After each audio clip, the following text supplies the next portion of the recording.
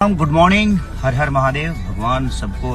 Hello नमस्कार दोस्तों, मैं शिवेंद्र आप सभी को स्वागत करते हैं शिवेंद्र ब्लॉग में। कैसे हैं दोस्तों? उम्मीद करता हूँ आप लोग बहुत अच्छे होंगे।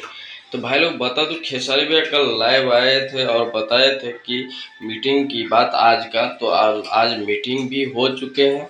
और भाई लोग ये मीटिंग में हुआ है बात कि ग्लोबल म्यूजिक से ज़्यादा गाना आएगा और अदर बाई कंपनी से थोड़ा थोड़ा आएगा। तो भाई लोग यही बात था, समझौता हो चुका है। और भाई लोग आज के शाम के समय में कोई गाना का पोस्टर रिलीज किया जाएगा आप लोग के लिए। भाई लोग बात ढेर सारा प्यार दीजिएगा और ऐसे ही देखते रहिए शिवेंद्र ब्लॉग। और भाई लोग बता दूं, खेसारी भैया के लिए, ये समझौता के लिए आप लोग क्या राय है कमेंट बॉक्स में जरूर बताइएगा। चलते हैं अगले वीडियो, मिलते हैं, तब तक के लिए अपना ख्याल रखें और ऐसे ही ढेर सारा प्यार देते रहिए।